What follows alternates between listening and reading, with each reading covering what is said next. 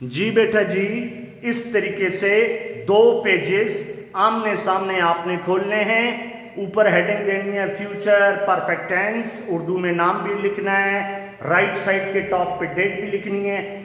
ये वाला page, left side वाला पेज आपका बनेगा एक्टिव वॉइस के लिए, राइट साइड वाला पेज आपका बनेगा पैसिव वॉइस के लिए।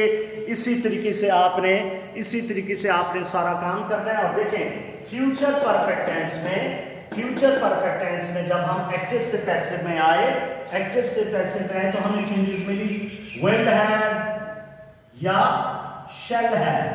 विल हैव या शैल हैव तो आएगा ही आएगा। विल हैव किसको जाहिर कर रहा है, शैल हैव किसको जाहिर कर रहा है, फ्यूचर परफेक्ट टेंस को। याद क्या रखना है, बीन को याद रखना है। ये देखें विल हैव और शैल हैव तो फ्यूचर परफेक्ट में आता ही आता है ना, फ्यूचर परफेक्ट है will have shall have. Passive voice में क्या याद रखेंगे, बीइंग। मैंने आपको पिछले 2 लेक्चर्स में बता दिया कि जिस बच्चे को प्रेजेंट परफेक्ट टेंस समझ आ गया उसको पास्ट परफेक्ट और फ्यूचर परफेक्ट खुद ब खुद समझ आएगा। प्रेजेंट परफेक्ट में हैज या हैव आएगा, has been, have been. Past perfect में आएगा हैड बीन। अब आपको मैं वो एक्सरसाइज बताता हूं जो अभी आपने अपने रजिस्टर्स पे नोट करनी है। तो ये एक्सरसाइज इस तरीके से मैं आपको फोटो भेज देता हूं। 20 जून ये मैंने आपके लिए एक्सरसाइज तैयार की हुई है। फेल, मुस्तकबिल, मुकम्मल, फ्यूचर परफेक्ट टेंस वाली एक्सरसाइज है। इस एक्सरसाइज के अंदर भी 14 सेंटेंसेस हैं।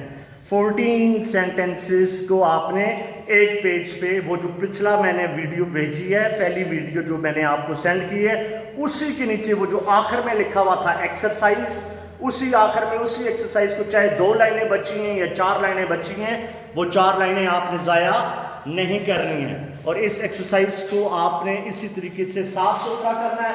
और फिर बता रहा हूं, हर सेंटेंस के बाद एक लाइन छोड़नी है। हर सेंटेंस के बाद यहां पे भी एक लाइन छोड़नी है और पैसिव वॉइस में भी एक लाइन छोड़नी है।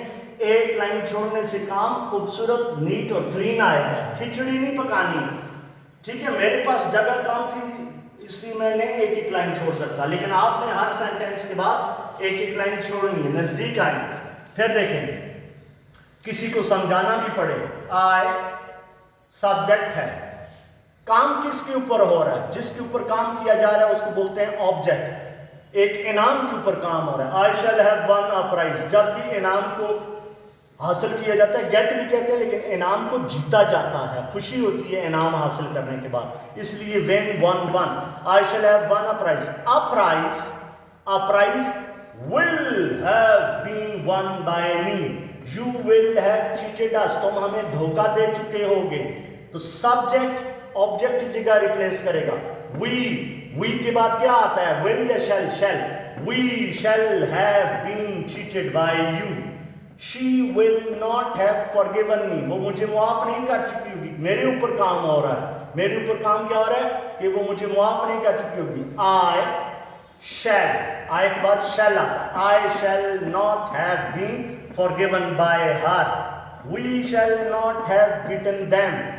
सब्जेक्ट क्या है, we। ऑब्जेक्ट क्या है, them। क्या करेंगे, ऑब्जेक्ट सब्जेक्ट की जगह, सब्जेक्ट ऑब्जेक्ट की जगह रिप्लेस करेगा। They will not have been beaten by us। तो इसी तरीके से आपने पूरी एक्सरसाइज को कंप्लीट करना है। कल संडे आपकी छुट्टी है। मंडे को मैं एक्टिव पैसिव में एक और मजेदार चीज करवाऊंगा, इंपेरेटिव सेंटेंसेस।